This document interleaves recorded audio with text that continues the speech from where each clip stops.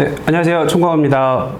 이번 영상에서는 뇌출혈이라고 봐야 되죠. 뇌출혈의 일종인 외상성 출혈에 대해서 한번 말씀을 드리도록 하겠습니다.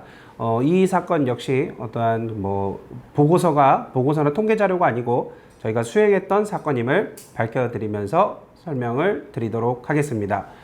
먼저 뇌출혈의 경우에는 영상을 많이 보신 분들은 이제 어느 정도 아실 거예요. 아, 뇌출혈 하면은 일단 업무상 질병으로 생각할 가능성이 있잖아요. 그죠? 업무상 질병으로 생각해서 과로로 가야 된다라는 게 있을 수 있고. 근데 뇌출혈이 그 업무상 질병으로 간다라는 거는 자발성 뇌출혈, 자발성. 그러니까 갑자기 혈관이 어떤 외상의 어떤 외력이 없이 혈압, 고혈압이라든가 어디 살짝 막혀 있었던 부분이 있었다던가 충격이라든가 이런 것들에 의해서 갑자기 스스로, 그러니까 어떤 외상 없이, 외력 없이 막히거나 터진 거, 이런 걸 생각하시면 되는 거예요. 그래서 이거는 병이에요. 병.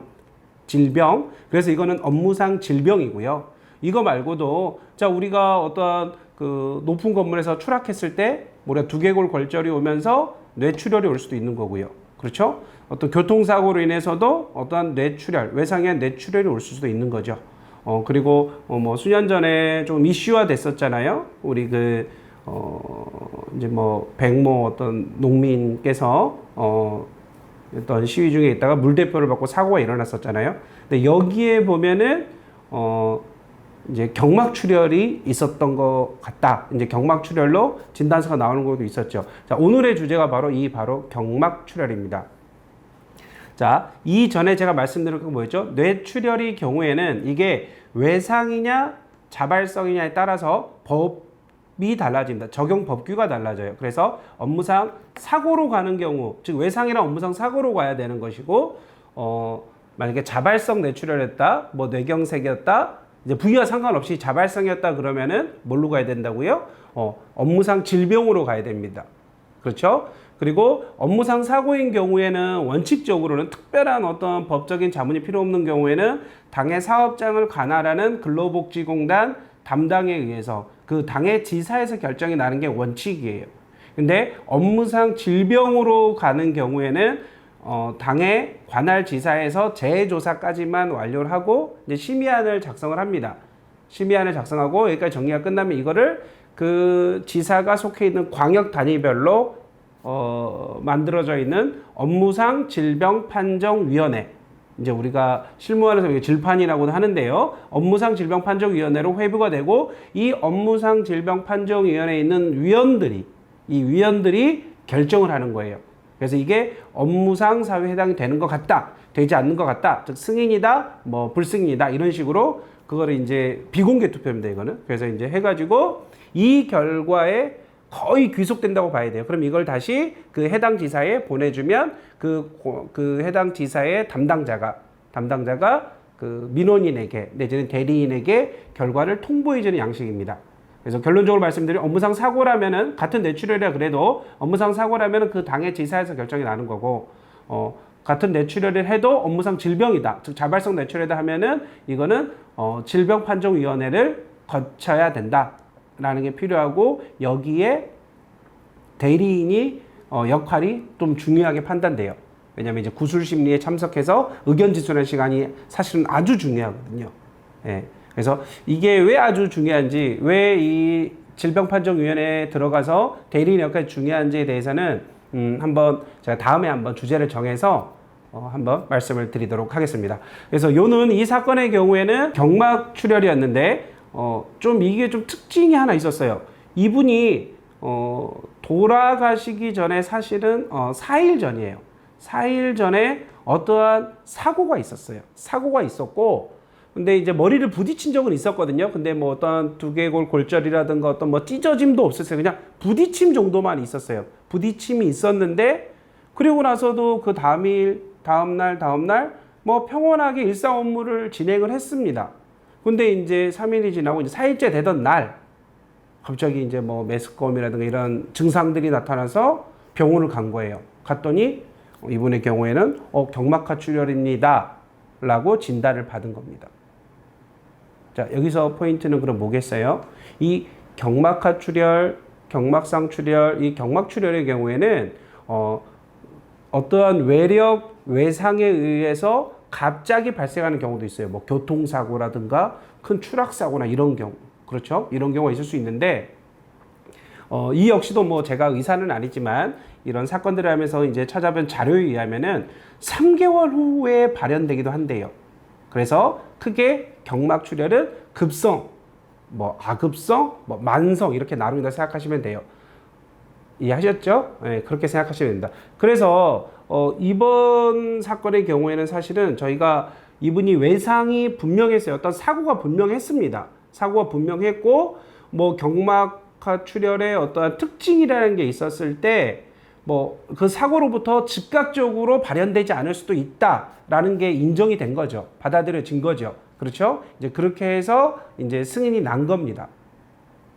그런데 지금 또 저희가 진행하고 있는 사건 역시도 처음에는 이제 본인이 이제 뇌출혈이다 이거 전화 상담을 먼저 했고요. 그래서 이제 방문해서 상담을 하다 보니까 사실 이분 진단서를 봤더니 이분 역시도 경막하 출혈이었어요. 근데 이분은 지금 본인이 딱히 기억에 남을 만한 특별한 어떤 사고, 머리 부딪힘에 대한 기억이 없으신 상태예요. 특별히 없는데 특정 작업, 이분이 수행하는 작업을 통해서 수시로 머리를 쿵쿵쿵 쾅쾅쾅 부딪히는 동작은 있다라고 진술을 하셨고, 이제 저희는 이제 이걸 가지고 한번 주장을 할 겁니다. 그럼 이분의 경우에는 어떻게 보면은 급성 경막하 출혈보다는 어떻게 보면 만성에 가까울 수 있겠죠. 그래서 이걸 좀 주장을 해볼 건데요. 이 역시도 추후에 좀 결과를 보고 승인이 됐는지 불승인이 됐는지 한번 영상을 통해서 말씀을 드리도록 할 겁니다. 자, 계속해서 이 주제로 다시 돌아와서요. 그렇게 해서 그런 좀 특징이 있었다. 즉각적인 발현이 아니고 이제 4일째 되던 날 그 증상이 나타나서 올 수도 있었다.